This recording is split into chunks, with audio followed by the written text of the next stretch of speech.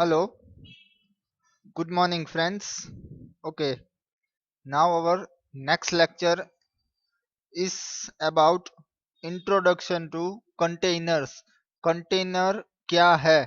ठीक है. There are two types of client. One is thin client and other is thick client.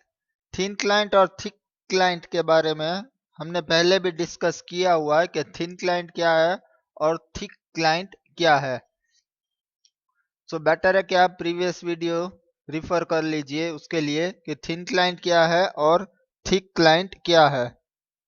Okay, generally thin client in multi tiered architecture and it is hard to manage. अब जो thin client है, अगर आप multi tiered architecture का use कर रहे हो तो उसमें thin client bit it is bit hard to manage as compared to thick client. Thick client की कंपैरिजन में थिन क्लाइंट को मैनेज करना थोड़ा डिफिकल्ट है. But using component based platform independent architecture of J2EE application become because reusable components are stored at business logic and easily shared within the whole application. पर जो J2EE की platform independent है architecture of J2EE application, उसकी वजह से क्या है कि आपके रीयूजेबल कंपोनेंट्स हैं वो जो स्टोर होते हैं बिजनेस लॉजिक में, वो इजीली शेयर हो सकते हैं with in the whole application throughout your application. For all these components, server provides services in form of containers. अब इस चीज के लिए सर्वर जो है वो हमें सर्विस प्रोवाइड करता है. टू मैनेज दिस कंपोनेंट्स वो हमें कंटेनर की सर्विस प्रोवाइड करता है जिससे कि ये कंपोनेंट्स इजीली मैनेज हो सके. Because of this container, we need not write services for each component included in our application. अगर आपने एक एप्लीकेशन डेवलप की है, उसमें आप अलग अलग कंपोनेंट्स यूज कर रहे हो, तो आपको उन कंपोनेंट्स को मैनेज करने के लिए जो सर्विसेज चाहिए, उन सर्विसेज को हमें सर्वर प्रोवाइड करता है उसकी services in form of container. Container are interface between a component and client. Container क्या है? इंटरफेस है. किसके बीच? क्लाइंट एंड कंपोनेंट के बीच. और platform oriented functionality which supports component. आपने जो कंपोनेंट यूज किया है आपकी एप्लीकेशन में, ठीक है, उसकी जो फंक्शनैलिटी है वो प्रोवाइड करने के लिए हमें कंटेनर्स की रिक्वायरमेंट होती है.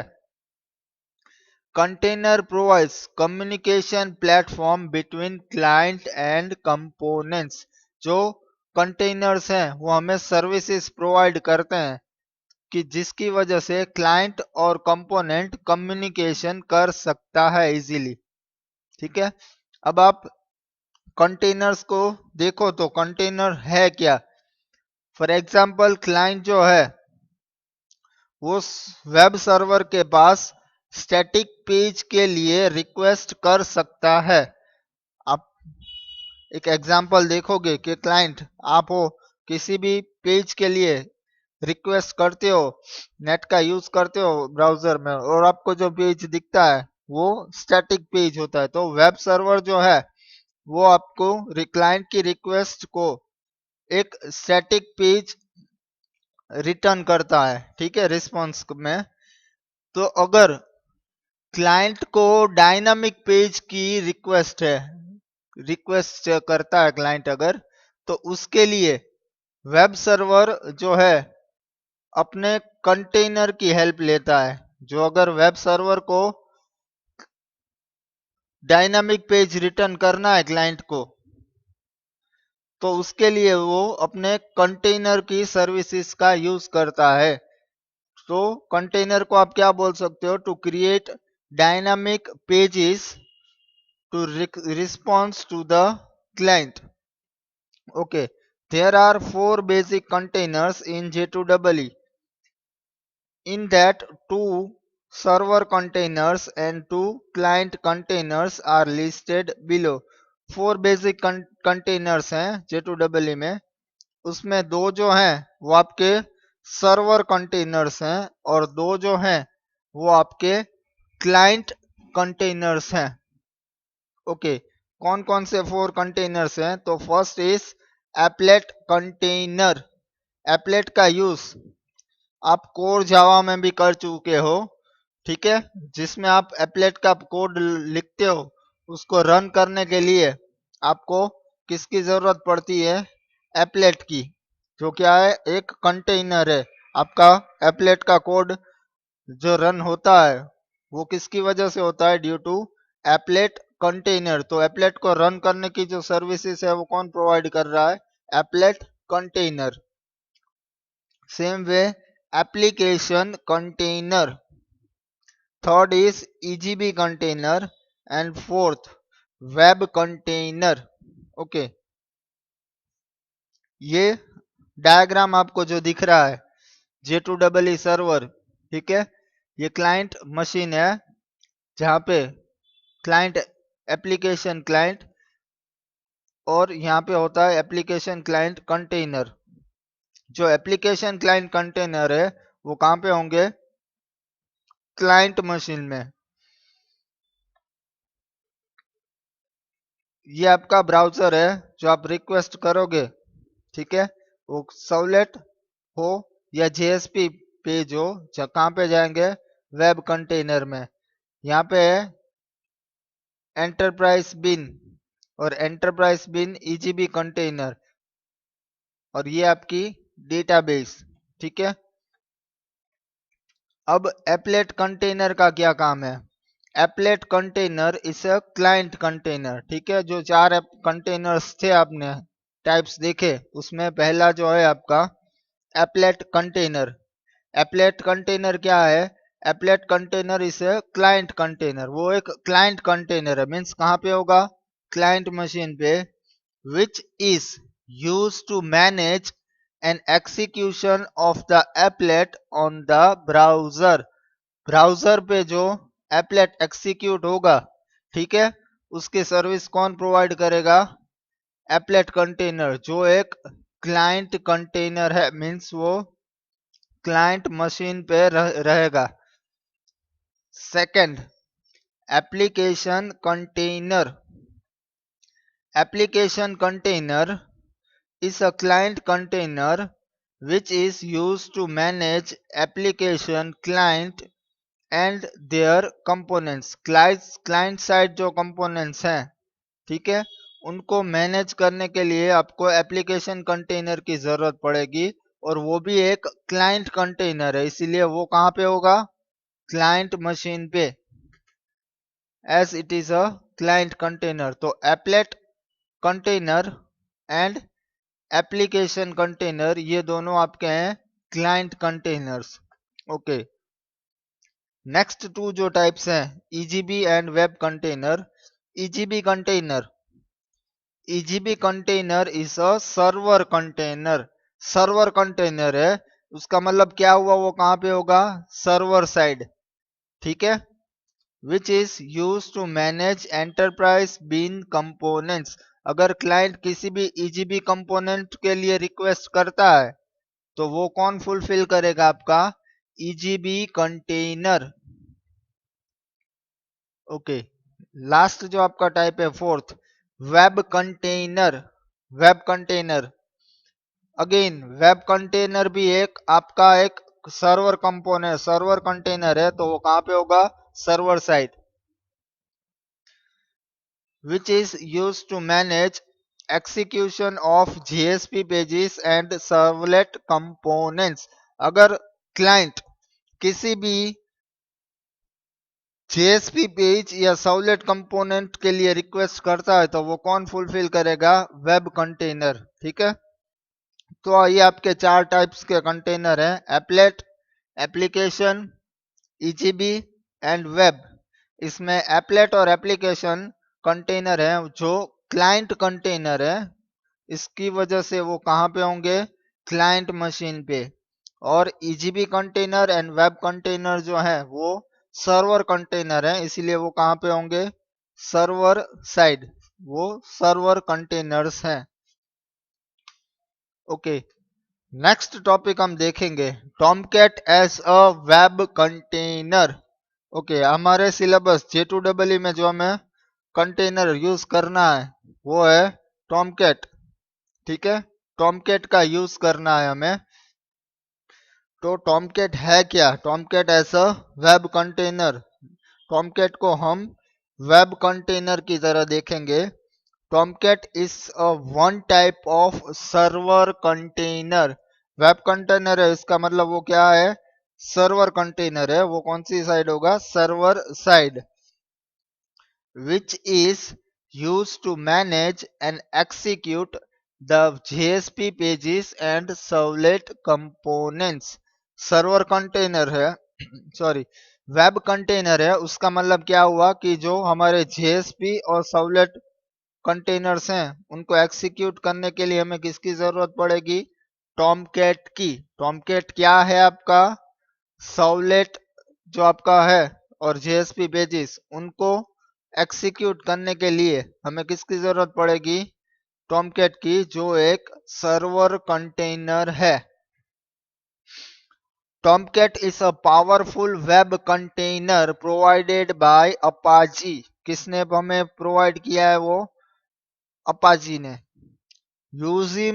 Using Tomcat we can develop servlet JSP application.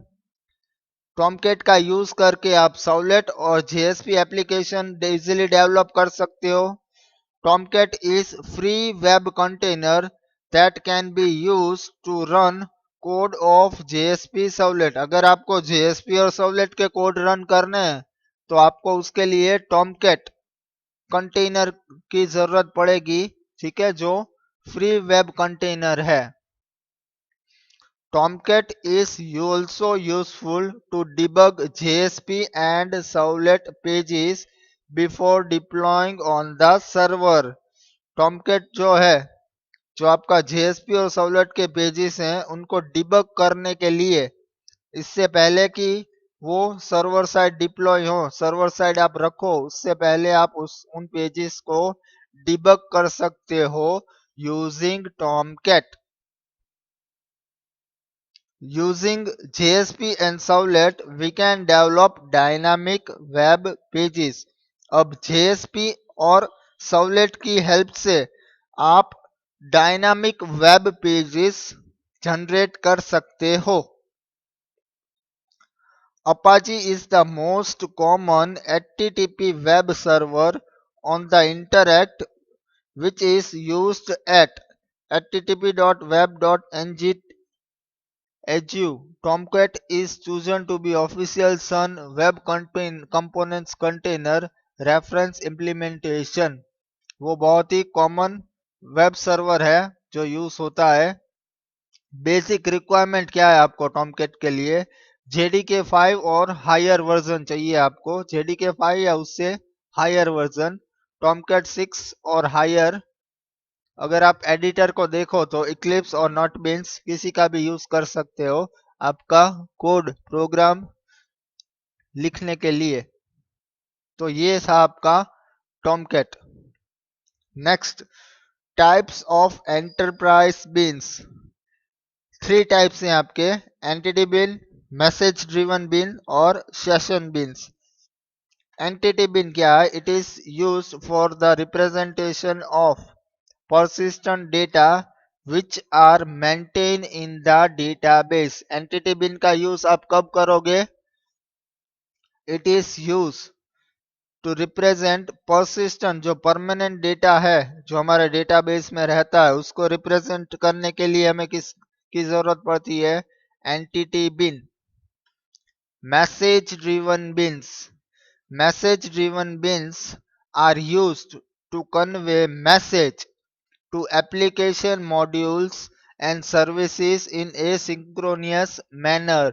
अगर आपको मैसेज कन्वे करना है एप्लीकेशन मॉड्यूल्स और सर्विसेज के बीच इन इन एसिंक्रोनाइज मैनर, तो आपको क्या यूज करना पड़ेगा? Message driven beans.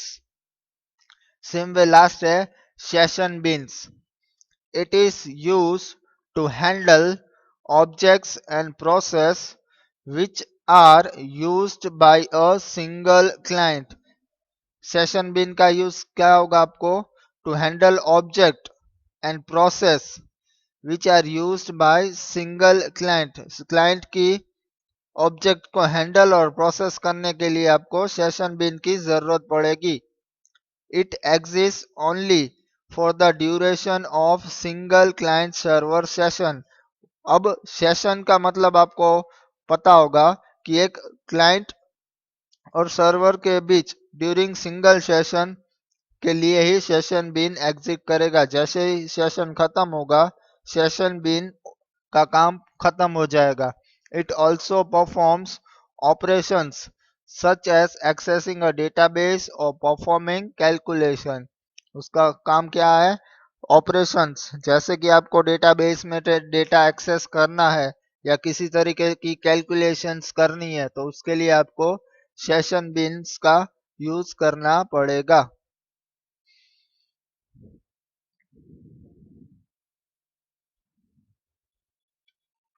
ओके, ये था आपका यूनिट 1 की थियरी का एक पार्ट। सेकेंड पार्ट जो है आपका यूनिट 1 में जेडीबीसी, वो हम नेक्स्ट लेक्चर में कंटिन्यू करेंगे। Till then, thanks.